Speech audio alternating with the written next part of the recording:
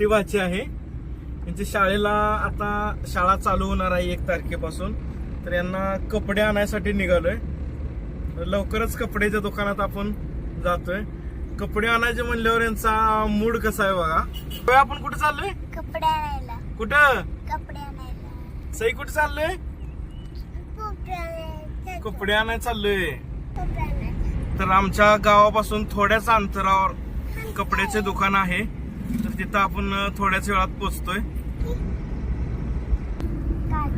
तर आपण मेडसिंगी गावामध्ये आलेलो आहे.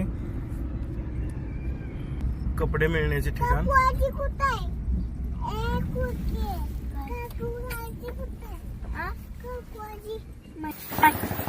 तर आपण BA गोडखे यांच्या दुकानात आलेलो आहे.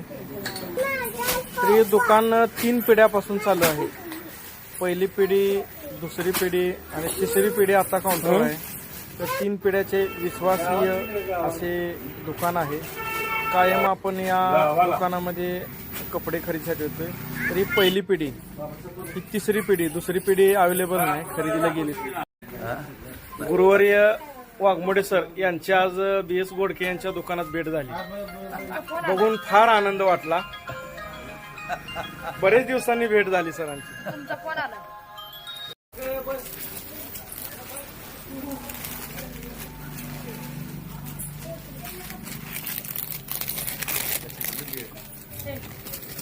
लहानांपासून मोठ्यांपर्यंत लहानाच्या फुल व्हरायटी बघून असं चक्क झालो.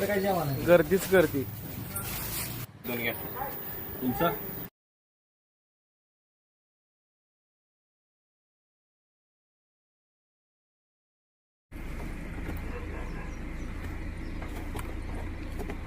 पुढं खायला. त्यांच्या इकडे बघा, भया मामा इथं बसलेला आहे. भया मामाचा व्हिडिओ उद्या येणार आहे.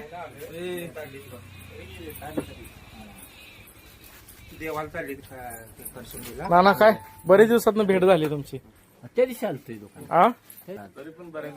तरी पण बरेच दिवसात भेट झाली.